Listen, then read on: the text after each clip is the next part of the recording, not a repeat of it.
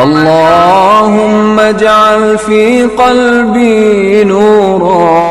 سامعین سے گزارش کی جاتی ہے کہ ہمارے دونوں چینلز کے پلیٹ فارم سے جتنی بھی آڈیو بکس کی ریکارڈنگ کمپلیٹ ہو چکی ہے اسے خود بھی سنیں اور زیادہ سے زیادہ شیئر کرنے کی کوشش کریں، اور ہمارے سوشل میڈیا پلیٹ فارم کے لنکس ڈسکرپشن میں دیے گئے ہیں، ہمیں سبسکرائب اور فالو ضرور کریں تاکہ آپ کو ضروری اپڈیٹس ملتے رہیں، اور ہماری ٹیم کی فنانشیل سپورٹ کے لیے پیٹریون کی لنک ضرور چیک کریں۔ جزاک اللہ۔ بسم اللہ الرحمن الرحیم۔ احمد شاہ ابدالی۔ تاریخ کے جھروکے سے ایک نڈر، بے باک اور دلیر کی دلیرانہ بہادری اور حملوں کے حالات و واقعات۔ ایپیسوڈ 14۔ حسام الدین کا خط پڑھنے کے بعد عبداللہ کی جو حالت ہوئی تھی اس نے احمد شاہ ابدالی کو ایک طرح سے بے چین کر دیا تھا۔ اس کے اشارے پر برخوردار خان نے اٹھ کر عبداللہ سے خط لے لیا اور احمد شاہ ابدالی کو تھما دیا۔ احمد شاہ نے خط پڑھا، اس کے ساتھ ساتھ شاہ ولی خان اور برخوردار خان بھی خط کو پڑھ رہے تھے، اور پشت پر کھڑا درویش عبید اللہ بھی خط کے حروف پر نگاہیں جمائے ہوئے تھا۔ جب وہ خط پڑھ چکے تو احمد شاہ ابدالی نے برخوردار خان کو دیکھتے ہوئے کہا، یہ ذرا دلاور خان اور زال بیگ پوپلزئی کو تو میرے سامنے لاؤ۔ برخوردار خان اٹھ کھڑا ہوا اور تھوڑی دیر بعد دلاور خان اور زال بیگ پوپلزئی دونوں کو احمد شاہ ابدالی کے سامنے لا کھڑا کر دیا۔ احمد شاہ نے حسام الدین کا خط دلاور خان کو تھماتے ہوئے کہا، اسے پڑھو۔ دلاور خان نے خط لیا اور پڑھنے لگا۔ جب وہ پڑھ چکا تو خط اس سے احمد شاہ ابدالی نے لے کر عبداللہ کو تھما دیا۔ پھر احمد شاہ ابدالی کسی قدر خفگی، ناراضگی اور درشتگی میں بولا، اور اپنے سامنے کھڑے دلاور خان اور زال بیگ پوپلزئی دونوں کو مخاطب کر کے کہنے لگا، تم دونوں کیا سمجھتے تھی کہ تم دونوں نادر آباد میں مکتب کی تعلیم کے دوران عبداللہ کو ہرا کر اس کی پنڈلیوں کو داغتے رہے ہو؟ اس خط کو پڑھو، یہ خود حالات کا جلا ہوا تھا اور خود ہی جلتا رہا، اس میں تمہارا اسے ہرانے کا کوئی فن شامل نہیں ہے۔ جاؤ اب جا کر آرام کرو۔ اس کے ساتھ ہی دلاور خان اور زال بیگ پوپلزئی چلے گئے۔ اس کے بعد احمد شاہ ابدالی نے عبداللہ کو اپنے پاس بٹھایا اور بڑی شفقت اور بڑی محبت میں اسے مخاطب کر کے کہنے لگا، سنو شاہ پسند، اس حسام الدین کے خط نے مجھے بے حد متاثر کیا ہے۔ اس کے خط کے الفاظ میں خلوص ہے، جان نثاری ہے، ایمانداری اور وفاداری پنہا ہے۔ جب کبھی بھی تم اس شخص کی طرف جاؤ مجھے بتا کر جانا، میں اس کے التفات کا حق ضرور ادا کروں گا۔ احمد شاہ ابدالی تھوڑی دیر خاموش رہا، کچھ سوچا، پھر دوبارہ عبداللہ کو مخاطب کر کے کہنے لگا، سنو شاہ پسند میرے بیٹے، دلاور خان اور زال بیگ پوپلزئی دونوں کو ایک ساتھ شکست دینے کے بعد تم نے ثابت کر دیا ہے کہ تم نے نادر آباد میں اپنی حربی اور دینی تعلیم کی کوئی کسر اٹھا نہیں رکھی۔ یہ مقابلہ جیت کر شاہ پسند میرے بیٹے تم نے بھرت پور کے راجہ سورج مل کی راجکماری کامنی کو جیت لیا ہے۔ اب اس کے متعلق تمہارا کیا خیال ہے؟ احمد شاہ ابدالی کے ان الفاظ کے بعد عبداللہ نے پہلی بار نگاہ بھر کر کامنی کی طرف دیکھا جو اس وقت اس کے قریب ہی بیٹھی ہوئی تھی۔ عبداللہ نے دیکھا حسین اور پرجمال کامنی اس سمے بیابان وقت کے لال و مرجان جیسی چپ، نیلم فلک و زمرد زمین کی طرح بیٹھی ہوئی تھی۔ اس کا شاداب چہرہ، دمکتے رنگین رخسار اسے تمناؤں کے سراب میں لرزاں، مغموم آنکھوں کی آغوش میں وقت کی خوشبو، چاندنی راتوں میں مسکراتا گلاب بنے ہوئے تھی، جبکہ اس کے چشم نظر کی مخمور وارفتگی لمحوں کے غبار میں ایک حرف آشنائی، ایک لطیف دل ربائی اور دکھ کی پاتال سے نرم سبزے پر مہکتا خون رنگ گلاب بنائے ہوئے تھی۔ اس موقع پر کامنی نے بھی تھوڑی دیر کے لیے نگاہ بھر کر عبداللہ کی طرف دیکھا۔ اس کے لبوں پر غیر محسوس سی مسکراہٹ ہلکی سی نمودار ہوئی تھی، پھر اس کی نشاخیز آنکھیں آپ سے آپ جھک گئیں۔ اس موقع پر احمد شاہ ابدالی عبداللہ کو مخاطب کر کے کہنے لگا، شاہ پسند میرے بیٹے، میں نے تم سے کچھ پوچھا ہے، میری بات کا جواب دو۔ اس کے بعد میں نے تمہارے گلے میں لٹکے ہوئے اس تعویذ کا بھی فیصلہ کرنا ہے۔ اس پر عبداللہ تعویذ کا ذکر آتے ہی چونک سا پڑا اور احمد شاہ ابدالی کو مخاطب کر کے کہنے لگا، پاشا، اس لڑکی سے متعلق میں کیا فیصلہ کر سکتا ہوں؟ میں نے تو لاہور کے نیواہ میں احمد بوئی اور شالامار باغ کے درمیان کھلے میدانوں میں اسے سورج مل کا راجکمار سمجھ کر اس پر شبخون مارا تھا، اگر مجھے خبر ہوتی کہ یہ راجکمار نہیں بلکہ راجکماری ہے تو میں اس کے ساتھ سختی سے پیش نہ آتا۔ میں اس کے ہاتھ پاؤں باندھ کر اسے شاہ ولی خان کے خیمے میں نہ پھینک جاتا۔ پاشا، میں اس لڑکی سے اپنے نامناسب رویے کے لیے معذرت خواہ ہوں۔ کاش اس سورج مل کا کوئی راجکمار کوئی بیٹا ہوتا تو وہ جنگ میں ہمارا سامنا اور مقابلہ کر پاتا۔ پاشا، اس لڑکی نے ان دنوں کہاں قیام کیا ہوا ہے؟ اس پر احمد شاہ بولا اور کہنے لگا، اس کامینی نے گزشتہ 2 سال سے لشکر کے قاضی ادریس کے ہاں قیام کر رکھا ہے۔ وہ اسے دینی تعلیم سے بھی آراستہ کر رہے ہیں۔ اس لڑکی کی خواہش تھی کہ اس نوجوان کو دیکھنا چاہتی ہے جس نے اس کے لشکر کا خاتمہ کیا اور اسے گرفتار کیا تھا۔ بس یہ گزشتہ 2 سال سے میرے لشکر میں شامل ہے، تمہارے آنے کی منتظر ہے، اور جس وقت یہ لڑکی میرے لشکر میں شامل ہوئی تھی اس وقت میں نے اپنی یہ شرط بھی رکھ دی تھی کہ شاہ پسند کا لقب حاصل کرنے کے لیے جب مقابلے ہوں گے تو جو بھی مقابلہ جیتے گا اس لڑکی کو اس کے حوالے کر دیا جائے گا، اور میری اس شرط کو اس نے اس سمے منظور کر لیا تھا۔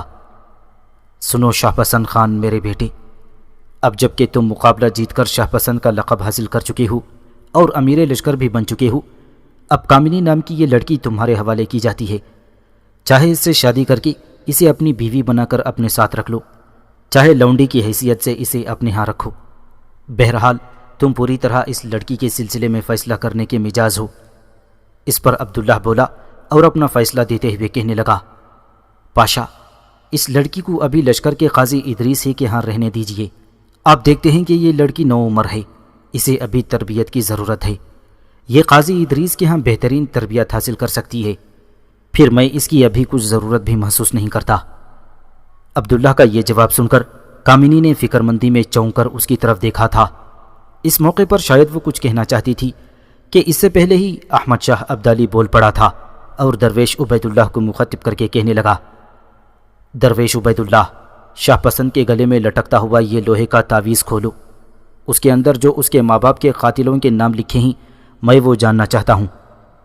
درویش عبید اللہ فوراً حرکت میں آیا۔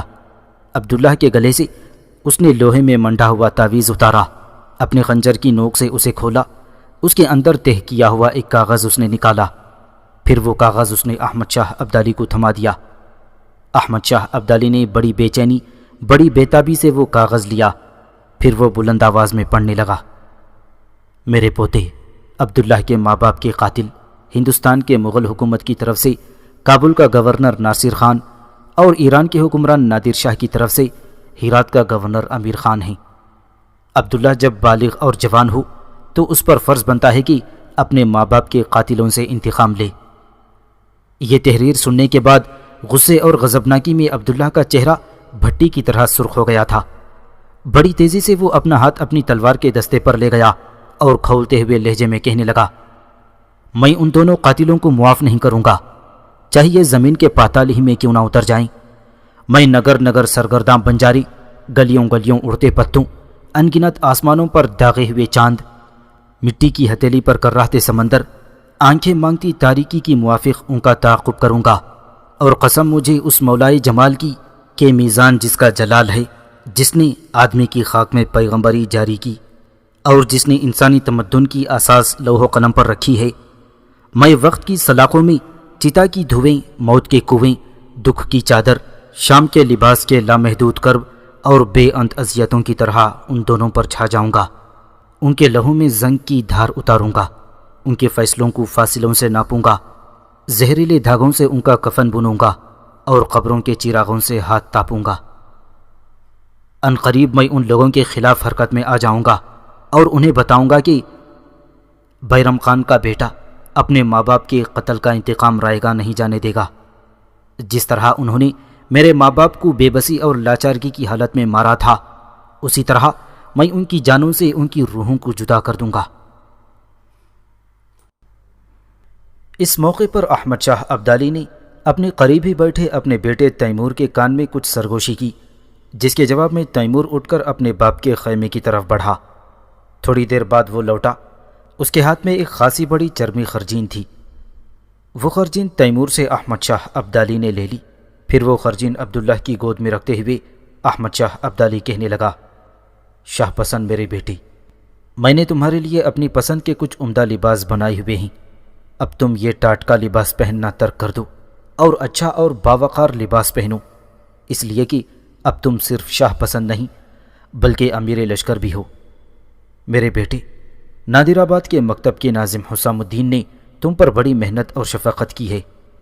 جاؤ اپنے خیمے میں جاؤ اور جو لباس حسام الدین نے تمہیں بھیجا ہے وہ پہن کر میرے پاس آؤ، میں دیکھوں ٹاٹ کے لباس کے بعد کتان کے لباس میں شاہ پسند کیسا لگتا ہے۔ عبداللہ چپ چاپ حسام الدین کی دی ہوئی گٹری اٹھائی اور وہ اپنے خیمے کی طرف چلا گیا تھا۔ ٹاٹ کا لباس اتارنے کے بعد عبداللہ نے حسام الدین کا دیا ہوا سفید لباس پہن لیا تھا۔ اس کے اوپر سفید عبا پہنی، سر پر سفید رنگ کی ٹوپی پہنی جس کے اوپر سرخاب کے خوبصورت پروں کی کلخی لگی ہوئی تھی۔ جب وہ لباس پہن چکا تو وہ ایسا لگ رہا تھا جیسے کوئی ارمنی شہزادہ اچانک کوہستانی سلسلوں سے نکل کر وادیوں کی گلریزی میں آ داخل ہوا ہو۔ لباس پہننے کے بعد عبداللہ نے اپنے سراپا کا ایک جائزہ لیا، پھر جو ہی وہ اپنے خیمے سے نکلا اس نے دیکھا اس کے خیمے کے دروازے کے ایک طرف اس کا چچا زاد بھائی قاسم، اس کی بیوی ارزون اور ان کے ساتھ درویش عبید اللہ کھڑا تھا۔ انہیں دیکھتے ہی عبداللہ بڑی عاجزی اور انکساری میں کہنے لگا، آپ تینوں یوں میرے خیمے کے دروازے پر کیوں کھڑے ہو گئے ہیں؟ آپ لوگ کھٹکھٹا کر اندر آ جاتے، میں تو لباس تبدیل کر چکا ہوں۔ اس پر قاسم بولا اور کہنے لگا، شاہ پسند میرے جان سے عزیز بھائی، یہ تمہاری بہن اور میری بیوی ارزون ہے۔ عبداللہ نے بڑے پیارے انداز میں ارزون کو سلام کہا۔ ارزون نے گہری مسکراہٹ اور شفقت میں اس کے سلام کا جواب دیا۔ پھر ارزون ہلکی ہلکی مسکراہٹ میں کہنے لگی، میرے عزیز بھائی، میں تجھے دلاور خان اور زال بیگ دونوں کے مقابلے میں تمہاری فتح مندی اور تمہاری کامیابی پر مبارکباد دیتی ہوں۔ میرے پیارے بھائی، مقابلے کے اس میدان کے گرد میرے ساتھ جس قدر عورتیں بیٹھی ہوئی تھیں وہ تمہارے ساتھ میرے تعلق، میرے رشتے پر رشک کر رہی تھیں کہ میں اس عبداللہ کی بھاوج ہوں جسے احمد شاہ ابدالی نے شاہ پسند کا لقب دیا ہے اور جسے امیر لشکر مقرر کیا گیا ہے۔ اس پر عبداللہ پھر سر کو خم کرتے ہوئے بڑی عاجزی میں کہنے لگا، ارزون میری بہن، میں نے کچھ بھی نہیں کیا، وہی اپنے بندے کو پستی سے اٹھا کر اوج ثریا تک پہنچانے والا ہے، وہی ہے جسے چاہے عزت دے، جس کے نصیب میں چاہے ذلتوں کے ڈھیر ڈال دے۔ درویش عبید اللہ خاموش کھڑا بڑی توجہ اور بڑے انہماک سے عبداللہ کی گفتگو سن رہا تھا۔ جب عبداللہ خاموش ہوا تو درویش عبید اللہ بولا اور شفقت پدرانہ میں کہنے لگا، بیرم خان کے بیٹے، جس وقت تم نے دلاور خان اور زال بیگ پوپ لزئی سے مقابلہ جیتا تھا اس وقت تم سے کہنے کے لیے میرے دل میں الفاظ کے طوفان اٹھ رہے تھے، لیکن احمد شاہ ابدالی کے سامنے میں کچھ نہ کہہ سکا۔ دیکھ شاہ پسند، میں نے برسوں سے اپنے دل میں جو تمہاری ذات سے توقعات اور امیدیں وابستہ کر رکھی تھیں، قسم خداوند کی تم ان امیدوں سے کہیں آگے، ان آرزوؤں سے کہیں بڑھ کر ثابت ہوئے ہو۔ تم نے مقابلے کے میدان میں دور دور جلوہ گری کا سا ایک سما باندھ رکھا تھا۔ میں خوش ہوں کہ جوان ہونے کے بعد تم اپنی ذات کی خاموشیوں میں کیا خوب طغیانی اور گرداب شورش بن کر نمودار ہوئے ہو۔ دیکھ بیرم خان کے بیٹے، جھیل میں اگر سنگریزہ گرے تو ایک ہلچل مچ جاتی ہے، پر بیٹے تو وہ بحر بے کران ثابت ہوا ہے جس کے پاس نہ ساحل ہے نہ کنارہ، اور جس کے اندر بڑے بڑے تلاطم اور اضطراب اور امٹتے طوفان غرق ہو کر رہ جاتے ہیں۔ میرے بیٹے، میرے فرزند، تو نے دلاور خان اور پوپ لزئی کو ہرا کر زنگالود گراں قفل توڑ دیے ہیں۔ تو نے دونوں کے ضمیر و قلم اور جسد اور تمرد پر کیا خوب خاموشی کی مہر لگا دی ہے۔ بیرم خان کے بیٹے، اب جب کہ تو اپنے بچپن کو پیچھے چھوڑ کر جوانی کے تالاب میں جست لگا چکا ہے اور احمد شاہ ابدالی کے لشکر میں شاہ پسند اور امیر لشکر کی حیثیت سے اپنی عملی زندگی کی ابتدا کر چکا ہے، میں درویش عبید اللہ تیرے لیے دعا کرتا ہوں کہ تو اپنے دشمنوں کے لیے طوفان بن کر کھڑا ہو۔ میرے بچے، میری تمہارے لیے یہ دعا ہے کہ آنے والے دور میں تو کامیابی اور کامرانی کا سورج بن کر طلوع ہو، تیرا مشرق تیرے لیے ماہ مبین، تیرا غرب تیرے لیے ہمیشہ مہر منور بن کر سامنے آتا رہے۔ یہاں تک کہنے کے بعد درویش عبید اللہ تھوڑی دیر رکا، پھر وہ دوبارہ بولا، دیکھ شاہ پسند، اب تو احمد شاہ ابدالی کی طرف جا، وہ بڑی بے چینی، بڑی بے تابی سے تیرا انتظار کر رہا ہے۔ اب تک وہ تجھے ٹاٹ ہی کے لباس میں دیکھتا رہا ہے۔ قسم ہے خداوند کی، حسام الدین کے دیے ہوئے اس سفید براق لباس میں تو احمد شاہ ابدالی کے سامنے اس کے بیٹوں سے بھی زیادہ جاذب نظر اور رفعت پذیر دکھائی دے رہا ہے۔ دیکھ بیٹے، اب تو احمد شاہ ابدالی کی طرف چلا جا، میں بھی اسے سمجھ جاتا ہوں۔ درویش عبید اللہ کے کہنے پر عبداللہ جب آگے بڑھنے لگا تو اس موقع پر ارزون پھر بولی اور کہنے لگی، شاہ پسند میرے بھائی، شاید اس کے بعد تم احمد شاہ ابدالی کے ساتھ مصروف ہو جاؤ اور مجھے تم سے گفتگو کرنے کا موقع نہ ملے۔ دیکھ میرے بھائی، میری التجا ہے کہ آج شام کا کھانا تو ہم دونوں کے ساتھ کھانا۔ اس پر عبداللہ کہنے لگا، ارزون میری بہن، تو اس قدر عاجزی اور انکساری سے کیوں گفتگو کرتی ہے؟ تو میری بڑی بہن ہے، بڑی بہن ماں کی جگہ ہوتی ہے، تو مجھے حکم بھی دے کر کوئی کام مجھ سے لے سکتی ہے۔ ارزون عبداللہ کے اس جواب پر خوش ہو گئی تھی۔ پھر عبداللہ احمد شاہ کی طرف چلا گیا تھا۔ درویش عبید اللہ اور قاسم بھی اس کے پیچھے پیچھے اسی سمت جا رہے تھے، جبکہ ارزون دائیں طرف اس طرف جا رہی تھی جہاں مقابلے کے میدان کے ایک طرف عورتوں کے بیٹھنے کا انتظام اور انصرام کیا گیا تھا۔ عبداللہ آہستہ آہستہ چلتے ہوئے جب احمد شاہ ابدالی کے قریب آیا تو احمد شاہ ابدالی اپنی جگہ سے اٹھ کھڑا ہوا۔ پہلے اس نے عبداللہ کو گلے لگا کر اس کی پیشانی چومی اور اسے پیار کیا، پھر اپنے قریب بٹھاتے ہوئے وہ کہنے لگا، شاہ پسند، ٹاٹ کے لباس کے بعد اس سفید لباس میں قسم خداوند کی تم قدیم دور کے کوئی مغل شہزادہ دکھائی دے رہے ہو۔ میری دعا ہے کہ جس طرح تو اس سفید لباس میں جاذب نظر دکھائی دے رہا ہے، ویسے ہی تو آنے والے دور میں بھی اپنی قسمت اور اپنے مقصد کا جاذب نظر بن کر نمودار ہو۔ دیکھ بیٹے، اب جب کہ تو غلامی کی زنجیروں کو توڑ کر بہت آگے نکل چکا ہے اور اپنی عملی زندگی کی ابتدا کر چکا ہے، میری دعا ہے کہ تو اس میں کامیاب و کامران ہو۔ دیکھ بیٹے، اب تجھے پتہ چل گیا ہے کہ تیرے ماں باپ کے دشمن ہرات کا سابق امیر امیر خان اور کابل کا سابق حکمران نصیر خان ہیں۔ جب بھی تو ان دونوں کے خلاف حرکت میں آئی تو مجھ سے پوچھے بغیر مت نکلنا بیٹے، مجھے بتا کر ان دونوں پر وارد ہونے کی کوشش کرنا تاکہ میں تیری حفاظت کا بندوبست کر سکوں۔ دیکھ بیٹے، اب تو میرے بیٹے کی جگہ ہے، لہٰذا تیری زندگی مجھے بڑی عزیز ہے، اور ہاں، آج شام کا کھانا تم میرے ساتھ میرے خیمے میں کھاؤ گی۔ اس پر عبداللہ بڑی عاجزی اور انکساری سے کہنے لگا، پاشا، اگر آپ برا نہ مانیں تو آج شام کا کھانا مجھے اپنے بھائی قاسم خان کے ہاں کھانے دیں۔ خیمے سے نکلتے وقت میری بہن ارزون ملی تھی اور اس نے مجھ سے عہد لیا تھا کہ میں آج شام کا کھانا اس کے ساتھ کھاؤں گا۔ میں اسے کیا ہوا وعدہ پورا کروں گا، مجھے امید ہے کہ آپ برا نہیں مانیں گے۔ عبداللہ کی اس گفتگو پر قریب بیٹھا ہوا ارزون کا باپ اور احمد شاہ ابدالی کا وزیر شاہ ولی خان بھی دل پسند مسکراہٹ میں اس کی طرف دیکھے جا رہی تھی۔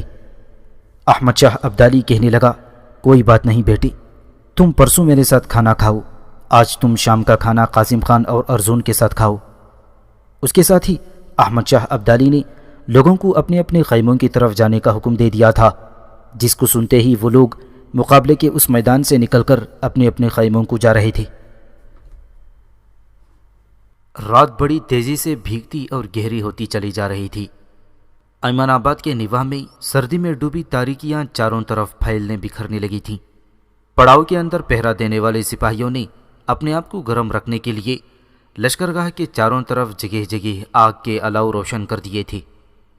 عبداللہ اپنے امزاد قاسم خان اور اس کی بیوی ارزون کے ساتھ شام کا کھانا کھانے اور کافی دیر ان کے پاس بیٹھنے کے بعد اپنے خیمے میں لوٹ کر مٹی کی انگیٹھی میں جلتی ہوئی آگ کے پاس تھوڑی دیر بیٹھا ہی تھا کہ اس کے خیمے کا پردہ ہٹا کر بھرت پور کے راجہ سورج مل کی راجکماری کامنی داخل ہوئی۔ خیمے میں داخل ہونے کے بعد کامنی چند قدم آگے بڑھی، پھر رک گئی اور کھڑی ہو کر بڑے غور سے عبداللہ کی طرف دیکھنے لگی۔ عبداللہ اسے اپنے خیمے میں دیکھتے ہوئے دنگ رہ گیا تھا۔ اس لمحے راجکماری کامنی سر سے لے کر پاؤں تک سفید لباس میں ملبوس تھی اور وہ شب کی سیاہ صفاکی میں کوئی خوشبو کا ترانہ لگ رہی تھی۔ خیمے کے اندر جلتی مشعل کی روشنی میں عبداللہ نے غور سے راجکماری کامنی کی طرف دیکھا۔ سفید لباس میں اس کا شفق رنگ، معصوم ہونٹوں پر زندگی سے بھرپور شہد کی گہری تہیں اور فطرت کی متلاشی آنکھیں اسے سحر کا سیل، اس کے گلوں کے رنگ اور صبح کے پھولوں کا رس اور اس کی دراز زلفوں کا جال اسے نفس نفس موج، نظر نظر رقص، اور اس کا شفق کی موجوں میں دھلتا ہوا چہرہ اسے الماس اور گوہر اور بہاری رگو جام بنائے ہوئے تھے۔ خیمے میں تھوڑی دیر تک گہری خاموشی اور سکوت طاری رہا۔ عبداللہ گہری نگاہوں سے کامنی کا جائزہ لے رہا تھا، جبکہ کامنی کی جھیل جیسی خوبصورت اور بڑی بڑی آنکھیں بھی عبداللہ کے سراپا کا جائزہ لے رہی تھی۔ پھر کامنی بولی اور پیالوں کی کھنک، سبو کی آواز، رقص دمادم جیسے لہجے میں کہنے لگی، شاید آپ نے مجھے نہیں پہچانا، میں بھرت پور کے راجہ سورج مل کی راجکماری کامنی ہوں۔ عبداللہ فوراً بولا اور کامنی کی بات کاٹتے ہوئے کہنے لگا، تمہیں تعارف کرنے کی ضرورت نہیں، میں تمہیں پہچان چکا ہوں۔ اس پر کامنی نے اپنے لبوں پر تبسم بکھیرتے ہوئے کہا، آج جس وقت آپ نے دلاور خان اور زال بیگ دونوں سے بیک وقت مقابلہ جیتا، اس وقت گو احمد شاہ ابدالی نے میرا تعارف آپ سے کرایا تھا، لیکن آپ نے میری طرف نگاہ اٹھا کر دیکھا نہیں تھا، آپ نے مجھے نہیں پہچانا۔ اس پر عبداللہ کہنے لگا، میں نے تمہاری طرف دیکھا تھا، لیکن اس وقت تو اپنی نگاہیں جھکی ہوئی تھیں، لہٰذا تم میری طرف شاید دیکھ نہ سکی تھی۔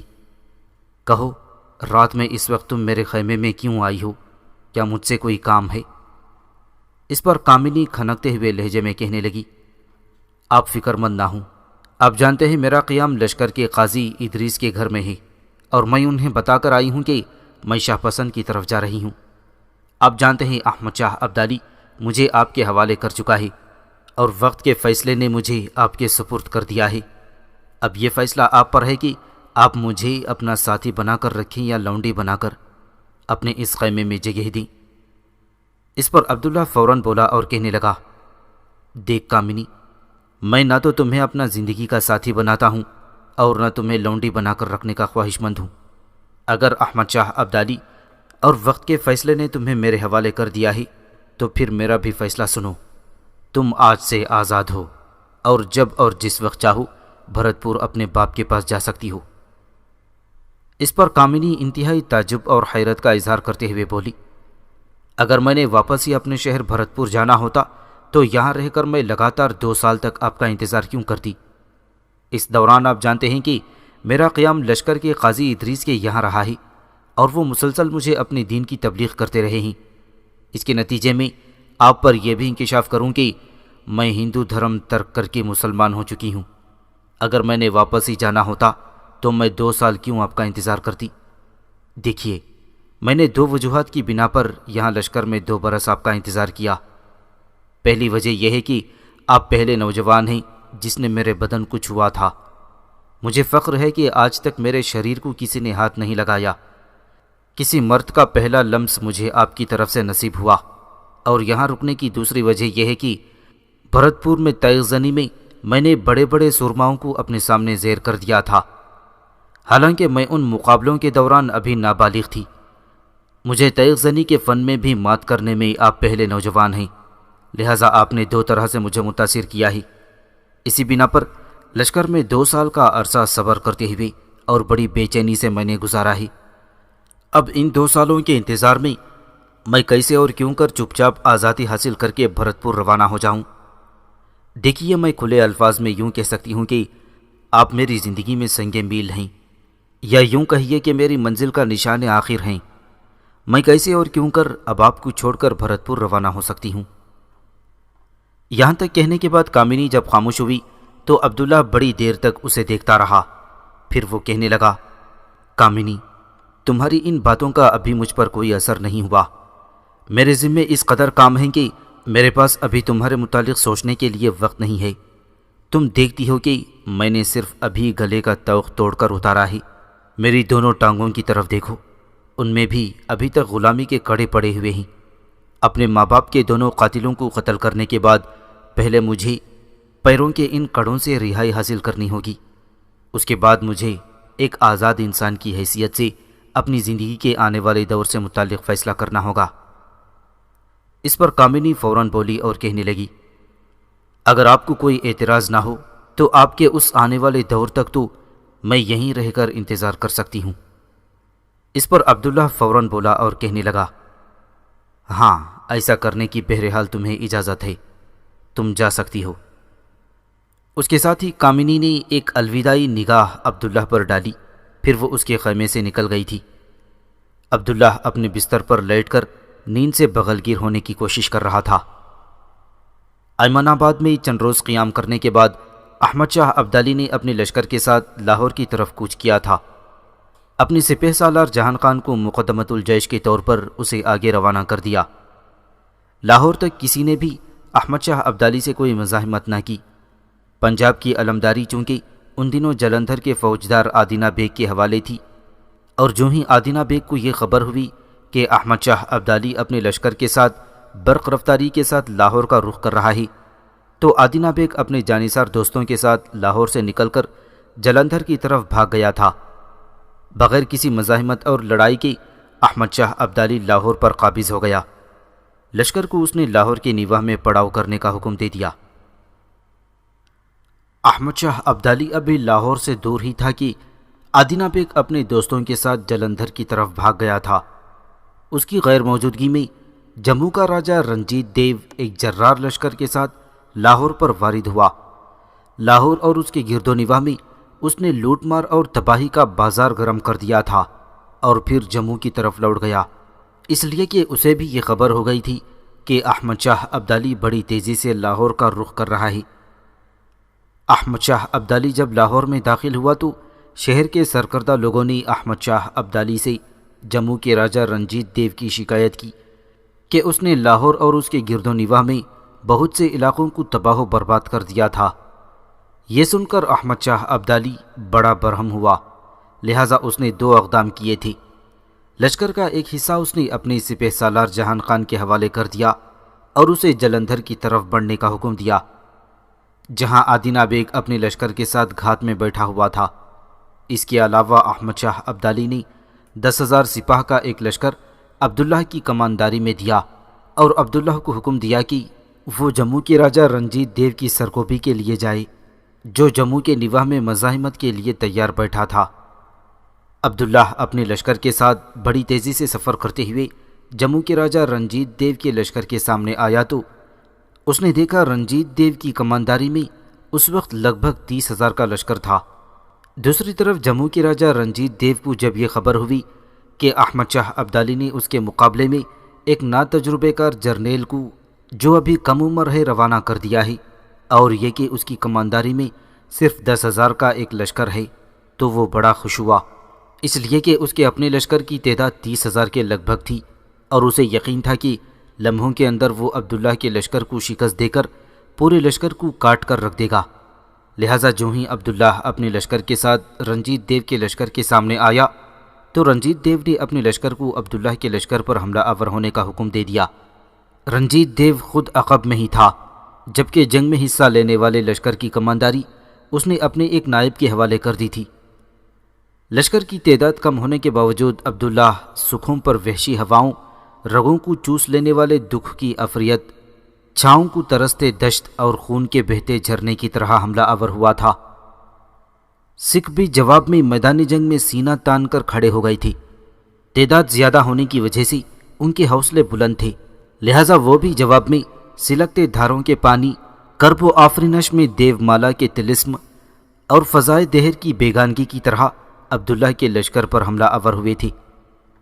دونوں لشکر جب ایک دوسرے سے بری طرح ٹکرائے تو میدان جنگ یوں لگنے لگا تھا گویا سیاہ پوش پہاڑوں میں منجمد سایوں، شاخساروں سے ابھرتے نوحوں میں اور سرمئی شاموں کی فضا میں ایک کوہرام، ایک انقلاب برپا ہو کر رہ گیا ہو۔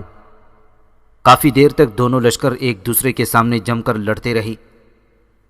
سکھ شاید یہ دیکھ چکے تھے کہ وہ اب عبداللہ کے سامنے ہرگز پسپا نہ ہونے پائیں گی، لیکن جو ہی وقت گزرنے لگا تھا عبداللہ سکھوں کی اگلی صفوں کے اندر خونخواری اور قتل و غارت گیری کا مظاہرہ کرتے ہوئے اس طرح دشمن کے اندر گھسنے لگا تھا جیسے سکھوں کی امید دم توڑنے لگی ہو۔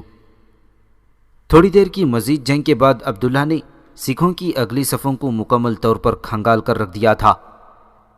اگلی صفوں کی اکثریت کے موت کے گھاٹ اتر جانے کے بعد جب عبداللہ اپنے لشکر کے ساتھ پچھلی صفوں پر حملہ آور ہونا شروع ہوا تھا تو سکھ اس کے سامنے زخمی شاخوں کے مجروح پھولوں، خونی لہروں کی توڑ پھوڑ اور افق تا افق بکھرتی کوہرے آسا در و بام کی طرح ادھر ادھر بکھرنے لگی تھی۔ سکھ کماندار نے جب یہ دیکھا کہ جنگ اگر اسی طرح جاری رہی تو عبداللہ انہیں بدترین شکست دے گا، تو اس نے فوراً اپنے لشکر کو 3 حصوں میں تقسیم کر دیا، اس لیے کہ اس کے لشکر کی تعداد عبداللہ سے 3 گنا زیادہ تھی۔ ایک حصہ سامنے رکھا اور 2 حصوں کو اس نے عبداللہ کے دائیں اور بائیں دونوں پہلوؤں پر حملہ آور ہونے کا حکم دے دیا تھا۔ پشت پر سے سکھوں کا سردار رنجیت دیو اپنے کماندار کی اس تبدیلی پر اطمینان کا اظہار کر رہا تھا۔ دوسری طرف عبداللہ نے بھی اپنے کماندار کی اس تبدیلی پر اطمینان کا اظہار کر رہا تھا۔ دوسری طرف عبداللہ نے بھی کمال دانشمندی کا مظاہرہ کیا تھا۔ اس نے اپنے دائیں بائیں کی چند صفوں کو صرف سکھوں کے حملے روکنے پر مامور کر دیا، جبکہ لشکر کے باقی حصے کے ساتھ وہ پوری طاقت اور قوت کے ساتھ سکھوں کے سامنے والے حصے پر نمودار ہوا تھا۔ لمحوں کے اندر عبداللہ نے اپنے لشکر کے ساتھ سکھوں کے سامنے والے لشکر کی حالت دگرگوں کر کے رکھ دی تھی۔ اس دستے نے جب دیکھا کہ مسلمان پوری طرح ان پر حاوی ہوتے جا رہے ہیں تو انہوں نے پیچھے ہٹنا اور کھسکنا شروع کر دیا۔ اس سے عبداللہ نے پورا فائدہ اٹھایا۔ اپنی پوری قہرمانیت سے حملہ آور ہوتے ہوئے اس نے ان کا قتل عام شروع کر دیا۔ یہ قتل عام دیکھتے ہوئے سکھ بھاگ کھڑے ہوئے۔ عبداللہ نے ان کا تعاقب نہیں کیا بلکہ بڑی تیزی سے پلٹا اور لشکر کو فوراً 2 حصوں میں تقسیم کر کے اس نے دائیں بائیں ابھی تک جنگ میں مصروف سکھوں پر جان لیوا حملے شروع کر دیے تھے۔ عبداللہ کے ان تیز حملوں کے باعث دائیں بائیں بازو سے حملہ آور ہونے والے سکھوں کی حالت بھی کٹی کٹی آوازوں، چتا کے دھویں اور موت کے قہقہوں جیسی ہو گئی تھی۔ سکھ کوئی زیادہ دیر تک عبداللہ کے سامنے ٹھہر نہ سکے۔ پھر وہ دستہ بھی اپنے سامنے والے حصے کی پیروی کرتے ہوئے میدان سے بھاگ کھڑا ہوا تھا۔ اب عبداللہ نے اپنے پورے لشکر کے ساتھ پوری توانائی، پوری خونخواری اور درندگی کے ساتھ سکھوں کا تعاقب کیا۔ 10 میل تک یہ تعاقب جاری رہا اور اس تعاقب میں جموں کا کماندار بھی عبداللہ کے ہاتھوں مارا گیا تھا۔ اپنے بچے کچے لشکریوں کو لے کر جموں کا سردار رنجیت دیو کوہستانی سلسلوں میں روپوش ہو گیا۔ دوسری طرف احمد شاہ ابدالی بھی عبداللہ کو جموں کی طرف روانہ کرنے کے بعد حرکت میں آیا۔ سب سے پہلے جہان خان کو اس نے جلندھر کی طرف روانہ کیا اور خود اس کے پیچھے پیچھے باقی لشکر کو لے کر احمد شاہ بھی کوچ کر گیا۔ لاہور سے نکلتے وقت احمد شاہ ابدالی نے مرزا جان کو لاہور کا گورنر بنا دیا تھا۔ جہان خان نے جلندھر کے 2 آبے پر حملہ کر کے بے دریغ ان علاقوں کو لوٹا اور قتل عام کیا تھا۔ چند ہی دن بعد احمد شاہ ابدالی بھی باقی ماندہ لشکر کے ساتھ ان علاقوں میں پہنچ گیا۔ جلندھر 2 آب کا والی احمد شاہ ابدالی نے خواجہ عبید اللہ کو اور ستلج اور بیاس کے درمیانی علاقے کا حاکم احمد شاہ ابدالی نے کانگڑا کے راجہ گھمنڈ چاند کو مقرر کر دیا تھا۔ اس کے بعد احمد شاہ ابدالی برق رفتاری سے آگے بڑھا اور سرہند شہر پر وارد ہوا۔ ہندوستان کے مغل شہنشاہ اور اس کے وزیر غازی الدین نے سرہند شہر کی حفاظت کا کوئی بندوبست نہ کیا تھا، اس لیے کہ وزیر غازی الدین اور ہندوستان کے لشکروں کے سپہ سالار نجیب الدولہ کے درمیان ناچاقی اور کشمکش جاری تھی، جس کے نتیجے میں احمد شاہ ابدالی بغیر کسی جنگ، بغیر کسی مقابلے کے سرہند شہر پر قابض ہو گیا، اور اس کے بعد احمد شاہ ابدالی دہلی کی طرف کوچ کرنے کی تیاریاں کرنے لگا تھا۔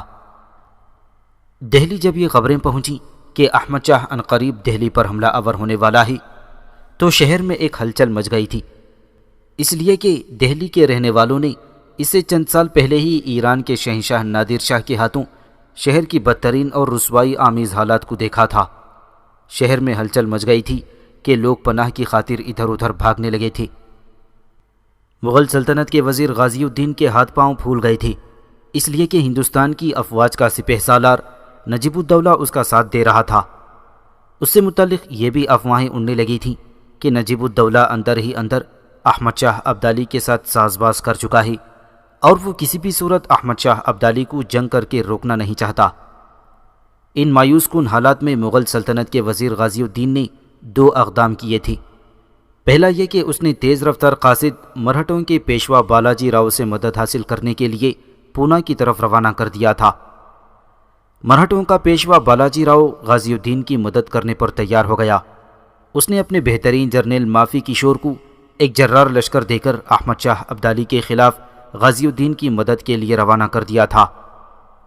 دوسرا اقدام غازی الدین نے یہ کیا تھا کہ چند اور قاصد اس نے بھرت پور کے راجہ سورج مل کی طرف روانہ کیے اور کہلا بھیجا کہ اگر وہ احمد شاہ کے مقابلے میں مغل حکومت کی مدد نہیں کرے گا تو کل مغل حکومت کو زیر کرنے کے بعد وہ اکیلا کیسے اور کس طرح احمد شاہ ابدالی کا مقابلہ کرے گا، اس لیے کہ دہلی کو سرنگوں کرنے کے بعد احمد شاہ ابدالی واپس نہیں جائے گا، بلکہ وہ اپنی فتوحات کا جال پھیلاتے ہوئے راجہ سورج مل اور اس کے بعد مرہٹوں کو بھی اپنے سامنے زیر کرنے کی کوشش کرے گا۔ بھرت پور کے راجہ سورج مل کی چونکہ مرہٹوں کے ساتھ پرانی دشمنی اور عداوت چلی آ رہی تھی، لہٰذا اس نے غازی الدین کے قاصدوں سے یہ کہلا بھیجا کہ مراٹھے اس کے بدترین دشمن ہیں، بلکہ جے پور اور جودھ پور کے راجہ بھی مرہٹوں کو اپنا بدترین دشمن خیال کرتے ہیں، لہٰذا مغل حکومت کو چاہیے کہ پہلے وہ ہمارے ساتھ ان مرہٹوں پر حملہ آور ہوں اور انہیں شکست دے کر دریائے نرمدا کے اس پار مار بھگائیں، اور اس کے بعد میں اور میرے ساتھی راجہ مل کر احمد شاہ ابدالی کے مقابلے میں مغل سلطنت کی حکومت کریں گے۔ لیکن مغل سلطنت کے وزیر غازی الدین کو یہ تجویز قطعی طور پر پسند نہیں آئی تھی کہ سورج مل کے کہنے پر وہ مرہٹوں کے خلاف حرکت میں آ کر احمد شاہ ابدالی کے مقابلے کو روک دینا چاہیے، اور وہ مرہٹوں جیسے اپنے مضبوط ساتھی سے ہاتھ نہیں دھو بیٹھنا چاہتا تھا، لہٰذا غازی الدین نے مرہٹوں کو تو اپنے ساتھ ملا لیا تھا اور بھرت پور کے راجہ سورج مل کی تجویز کو مسترد کر دیا تھا۔ دوسری طرف سورج مل نے جب دیکھا کہ وزیر غازی الدین اس کی تجویز کو کسی بھی صورت ماننے کے لیے تیار نہیں، تو وہ خود ہی جھک گیا۔ وہ جانتا تھا کہ اس موقع پر اس نے احمد شاہ ابدالی کے مقابلے میں کوئی مدد نہ کی تو کل کو اگر احمد شاہ ابدالی اس پر حملہ آور ہوا تو ہندوستان کے اندر کوئی بھی اس کے ساتھ تعاون اور اس کی مدد کرنے والا نہ ہوگا، لہٰذا بھرت پور کے راجہ سورج مل نے اپنے ایک سپہ سالار جواہر سنگھ کو کافی بڑا لشکر دے کر غازی الدین کی مدد کے لیے روانہ کر دیا تھا۔ دوسری طرف سے مرہٹوں کا جرنیل مافی کشور بھی ایک بہت بڑا لشکر اٹاوا سے احمد شاہ ابدالی کا مقابلہ کرنے کے لیے دہلی کی طرف کوچ کر چکا تھا۔ اب احمد شاہ ابدالی کو بھی یہ خبر ہو گئی تھی کہ مغل حکومت کے وزیر غازی الدین نے اپنی مدد کے لیے مرہٹوں اور بھرت پور کے راجہ کی سرکردگی میں دہلی کی طرف روانہ ہو گئے ہیں۔ یہ صورتحال دیکھتے ہوئے احمد شاہ ابدالی نے سرہند سے کوچ کر کے اپنے لشکر کے ساتھ وہ بڑی تیزی کے ساتھ دہلی کی طرف بڑھا تھا۔ مغل وزیر غازی الدین کو جب خبر ہوئی کہ سرہند سے احمد شاہ ابدالی اپنے لشکر کے ساتھ کوچ کر چکا ہے اور چند ہی دن تک وہ دہلی کے باہر آ کر پڑاؤ کرے گا، تو وہ بڑا فکر مند ہوا۔ دوسری طرف مرہٹوں اور راجہ سورج مل کے لشکر بھی اس کی مدد کے لیے نہیں پہنچے تھے، لہٰذا وہ ادھر ادھر بھاگتے پھرتے لوگوں سے مشورہ کر رہا تھا۔ آخر کسی نے اسے مشورہ دیا کہ پنجاب کے سابق گورنر میر منو کی بیوی مغلانی بیگم کو احمد شاہ ابدالی کی طرف روانہ کرو اور اسے کہو کہ وہ احمد شاہ ابدالی کو اس بات پر آمادہ کرے کہ وہ دہلی پر حملہ آور نہ ہو، اس لیے کہ میر منو کو احمد شاہ نے اپنا بیٹا بنایا ہوا ہے، وہ اس کی بیوہ مغلانی بیگم کی بات کبھی رد نہیں کرے گا۔ لیکن احمد شاہ ابدالی نے سرہند سے اس تیزی سے کوچ کیا تھا کہ مغلانی بیگم کے پہنچتے پہنچتے احمد شاہ ابدالی نے اپنے لشکر کے ساتھ پانی پت کے میدانوں میں آ پڑاؤ کیا تھا۔ یہاں مغلانی بیگم احمد شاہ ابدالی کی خدمت میں حاضر ہوئی اور دہلی پر حملہ آور نہ ہونے کی التجا کی۔ جواب میں احمد شاہ ابدالی نے کہا کہ اگر تم ایسا ہی ارادہ رکھتی تھیں تو تمہیں چاہیے تھا کہ لاہور آ کر یہ سب کچھ کہتی، وہاں سے میں بآسانی واپس چلا جاتا۔ اب تو میں دہلی کے قریب پہنچ گیا ہوں، اب میں دہلی شہر دیکھے بغیر مغل شہنشاہ سے ملے بغیر واپس نہیں جاؤں گا۔ تاہم احمد شاہ ابدالی نے چند تسکین آمیز خطوط وزیر غازی الدین اور شہنشاہ ہند عالمگیر ثانی کے نام لکھ کر مغلانی بیگم کے ہاتھ روانہ کر دیے تھے۔ ساتھ ہی احمد شاہ ابدالی نے اپنے سفیر مغل شہنشاہ عالمگیر کی خدمت میں روانہ کیے اور اسے صلح کے لیے چند شرائط پیش کیں۔ بصورت دیگر احمد شاہ ابدالی نے دہلی پر حملہ آور ہونے کی دھمکی دی تھی۔ جو شرائط احمد شاہ ابدالی نے مغل شہنشاہ عالمگیر ثانی کو پیش کی تھیں وہ مندرجہ ذیل تھیں۔ اول، ہندوستان کی مغل حکومت احمد شاہ ابدالی کو 2 کروڑ کی رقم ادا کرے۔ دوم، تعلقات کو بہتر بنانے کے لیے دہلی کا شہنشاہ عالمگیر ثانی اپنی بیٹی کا نکاح احمد شاہ ابدالی کے بیٹے تیمور مرزا سے کرے۔ سومگے کے سرحد سے شمال مغرب کی طرف تمام علاقے بشمول پنجاب، کشمیر اور ملتان احمد شاہ ابدالی کے حوالے کیے جائیں۔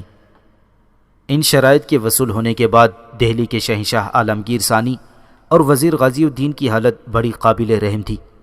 نہ وہ اس حالت میں تھی کہ احمد شاہ ابدالی سے جنگ کر سکیں، اس لیے کہ مرہٹوں اور بھرت پور کے راجہ سورج مل کا لشکر ابھی تک وہاں نہ پہنچا تھا، اور نہ ہی وہ شرائط قبول کر سکتے تھے، اس لیے کہ تاوان کی رقم اتنی زیادہ تھی جو نہ مغل شہنشاہ کے خزانے میں تھی اور نہ ہی مختصر مدت میں لوگوں سے اکٹھی کی جا سکتی تھی۔ لہذا شاہ عالمگیر ثانی اور غازی الدین نے احمد شاہ ابدالی کے سفیر کو واپس بھیجا اور درخواست اور التجا کی کہ وہ دہلی پر چڑھائی کا ارادہ ترک کر دے۔ احمد شاہ ابدالی اپنے لشکر کے ساتھ ابھی پانی پت کے میدانوں میں ہی خیمہ زن تھا، اور جو شرائط اس نے ہندوستان کی مغل حکومت کو روانہ کی تھیں ان کے جواب کا انتظار کر رہا تھا کہ جموں کی طرف سے ایک قاصد اس وقت اس کی خدمت میں حاضر ہوا جس وقت احمد شاہ ابدالی اپنے خیمے سے باہر اپنے سپہ سالار جہان خان اور اپنے وزیر شاہ ولی خان کے ساتھ محو گفتگو تھا۔ قاصد جب احمد شاہ ابدالی کے قریب آ کر اپنے گھوڑے سے اترا اور احمد شاہ ابدالی کے قریب گیا تو قبل اس کے کہ قاصد کچھ بولتا، احمد شاہ ابدالی نے پہلے ہی اسے مخاطب کر کے پوچھا، اگر میرا اندازہ غلط نہیں ہے تو تم شاہ پسند کی طرف سے آ رہے ہو؟ اس پر قاصد نے قدرے جھک کر سلام کیا اور کہنے لگا، پاشا، آپ کا اندازہ درست ہے۔ میں آپ کو یہ خوشخبری دینا چاہتا ہوں کہ شاہ پسند نے جموں کے راجہ رنجیت دیو کو بدترین شکست دی ہے۔ رنجیت دیو کے لشکر کے ایک حصے کو شاہ پسند نے تہ تہ کر دیا ہے، اور رنجیت دیو کو شکست دینے کے بعد اس کے بھاگتے ہوئے لشکر کا 10 میل تک تعاقب کیا، اور اس کے لشکر کو خوب تہ تہ کرنے کے بعد جموں کا راجہ رنجیت دیو اپنے بچے کچے لشکر کے ساتھ کوہستانی سلسلے میں روپوش ہو گیا ہے، اور اب شاہ پسند رنجیت دیو کے پڑاؤ سے ملنے والی ہر چیز کو سمیٹ کر تھوڑی دیر تک پانی پت کے میدانوں میں داخل ہونے والا ہے۔ یہ خبر سن کر احمد شاہ ابدالی کے چہرے پر مسکراہٹ پھیل گئی تھی۔ پھر وہ قاصد سے مخاطب ہو کر کہنے لگا، اب تم جاؤ، جا کر آرام کرو۔ اس کے بعد احمد شاہ ابدالی اپنے وزیر شاہ ولی خان اور سپہ سالار جہان خان پوپلزئی کی طرف دیکھتے ہوئے کہنا شروع کیا، سنو رفیقان دیرینہ، میرا دل پہلے ہی کہتا تھا کہ یہ شاہ پسند ایک نہ ایک دن دشت و دریا، کوہ و صحرا میں، ہوا کے جھونکوں میں شعلہ اور شرر، ادھڑی ہوئی زندگی کے خوابوں کی کرچیوں اور خواہشوں کے ریزہ ریزہ بگولوں سے ایک نہ ایک روز روشنی کا رنگ، بہاروں کا خواب نوخیز اور شگوفوں کے گیتوں میں لہن بن کر نمودار ہوگا۔ یہ شاہ پسند یقیناً ان جوانوں میں سے ایک ہے جو سمندر کی بے ترتیب لہروں کو تنظیم زندگی کی دوامی قدروں کو حیات نو عطا کرنے کا فن جانتا ہے۔ سنو شاہ ولی خان اور جہان خان، تھوڑی دیر تک شاہ پسند جب اپنے لشکر کے ساتھ پانی پت کے ان میدانوں میں داخل ہو تو اس کا شاندار استقبال کیا جائے۔ شاہ پسند کی جموں کی طرف روانگی کے بعد راجہ سورج مل کی راجکماری کامنی قاضی ادریس کے ہمراہ میرے خیمے میں آئی تھی، اور اس نے یہ پیشکش کی تھی کہ اگر جموں کے راجہ رنجیت دیو کے مقابلے میں شاہ پسند کامیاب لوٹے تو اس کا گھوڑا شاہ پسند کو انعام میں دیا جائے۔ میں نے گھوڑے کو دیکھا ہے، وہ سیاہ رنگ کا ایک انتہائی خوبصورت اور نایاب گھوڑا ہے، اور اس کے متعلق کامنی کا کہنا ہے کہ وہ کامنی کے سوا کسی اور کو اپنی پیٹھ پر سوار نہیں ہونے دیتا۔ یہ گھوڑا میں شاہ پسند کو دوں گا، اور پھر دیکھوں گا کہ شاہ پسند اس گھوڑے کو اپنے سامنے زیر اور رام کرنے میں کامیاب ہوتا ہے یا نہیں۔ اب تم دونوں اٹھو اور شاہ پسند اور اس کے لشکریوں کے استقبال کا انتظام کرو۔ اس کے ساتھ ہی شاہ ولی خان اور جہان خان دونوں احمد شاہ ابدالی کے خیمے سے نکل گئے تھے۔ تھوڑی دیر بعد عبداللہ اپنے لشکر کے ساتھ ایک فاتح کی حیثیت سے احمد شاہ ابدالی کے پڑاؤ میں داخل ہوا۔ وہ اپنے ساتھ جموں کے راجہ رنجیت دیو کے لشکر کی ہر چیز سمیٹ کر لے آیا تھا جو رنجیت دیو کے لشکر سے حاصل ہونے والے گھوڑوں اور خچروں پر لدی ہوئی تھیں۔ پڑاؤ سے باہر احمد شاہ ابدالی نے اپنے سالاروں کے ساتھ عبداللہ کا استقبال کیا۔ جب عبداللہ احمد شاہ ابدالی کے قریب آیا اور اپنے گھوڑے سے اترا تھا تو احمد شاہ ابدالی نے آگے بڑھ کر عبداللہ کو اپنے ساتھ لپٹا لیا، اور پھر اس کی پیشانی چومتے ہوئے وہ کہنے لگا، شاہ پسند میرے بیٹے، جموں کے راجہ رنجیت دیو کو شکست دے کر تم نے ثابت کر دیا ہے کہ تعداد کی قلت و کثرت کی پرواہ کیے بغیر اپنے دشمن پر ضرب لگانے کا فن تم خوب جانتے ہو۔ شاہ پسند میرے بیٹے، میں تمہیں اس شاندار کامیابی پر مبارکباد دیتا ہوں۔ احمد شاہ ابدالی سے علیحدہ ہو کر عبداللہ دوسرے کمانداروں سے مل رہا تھا۔ عبداللہ کے ساتھ کام کرنے والا لشکر جب پڑاؤ میں خیمہ زن ہو گیا تو عبداللہ کو احمد شاہ ابدالی اپنے ساتھ لے گیا۔ احمد شاہ ابدالی جب اپنے خیمے کے قریب پہنچا تو اس نے دیکھا خیمے سے باہر راجکماری کامنی اپنا سیاہ گھوڑا لیے ہوئے کھڑی تھی۔ اس نے گھوڑے کی لگام تھام رکھی تھی اور پیار سے آہستہ آہستہ اس کی گردن تھپ تھپا رہی تھی۔ احمد شاہ ابدالی اس گھوڑے کے قریب آ کھڑا ہوا، اپنے پہلو میں آ رکنے والے عبداللہ کو مخاطب کر کے کہنے لگا، شاہ پسند میرے بیٹے، تم جانتے ہو کہ یہ کامنی تمہاری جرأت مندی، تمہاری شجاعت سے انتہا درجے کی متاثر ہے۔ جب تم جموں کی مہم پر روانہ ہوئے تھے تو اس نے مجھ سے کہا تھا کہ اگر شاہ پسند جموں کی مہم سے کامیاب اور فتح مند کی حیثیت سے لوٹے تو وہ شاہ پسند کو اپنا گھوڑا انعام اور تحفے کے طور پر پیش کرے گی۔ شاہ پسند، اس گھوڑے کو غور سے دیکھو، میں اسے پہلے بھی دیکھ چکا ہوں، یہ ایک عمدہ نسل کا بہترین گھوڑا ہے۔ کامنی کا کہنا ہے کہ یہ اپنے مالک کی خوب پہچان رکھتا ہے اور اسے جانثاری اور وفاداری کا اظہار کرتا ہے۔ اب کامنی کی طرف سے تم اس گھوڑے کو تحفتاً قبول کرو، اس پر بیٹھ کر دیکھ لو کہ یہ کیسے رد عمل کا اظہار کرتا ہے۔ اس پر عبداللہ بولا اور کہنے لگا، ابھی دوپہر ہے، میں تھوڑی دیر آرام کروں گا، پھر شام کے قریب اس گھوڑے پر سوار ہو کر پانی پت کے میدانوں میں جنوبی حصے میں اسے دوڑا کر دیکھوں گا۔ اس کے ساتھ ہی کامنی حرکت میں آئی، آگے بڑھی اور گھوڑے کی باگ اس نے عبداللہ کو تھما دی۔ عبداللہ نے چپ چاپ باگ پکڑ لی، پھر وہ دھیمی سی آواز میں کامنی کی طرف دیکھتے ہوئے کہنے لگا، اس گھوڑے کی پیشکش پر میں تمہارا شکر ادا کرتا ہوں۔ اس کے بعد احمد شاہ ابدالی بولا اور کہنے لگا، شاہ پسند، میرے خیال میں اب تم آرام کرو، شام کو جب تم اس گھوڑے کو دوڑاؤ تو واپسی پر آ کر مجھے بتانا کہ یہ کیسا رہا، اور یہ کہ یہ سوار کے ساتھ بدرکابی پن کا اظہار تو نہیں کرتا۔ جواب میں عبداللہ اپنے گھوڑے کی باگ تھامے ہوئے خیمے کی طرف چلا گیا تھا، اور پھر کامنی بھی قاضی ادریس کے خیمے کی طرف جا رہی تھی، جبکہ احمد شاہ ابدالی اپنے خیمے میں گھس گیا تھا۔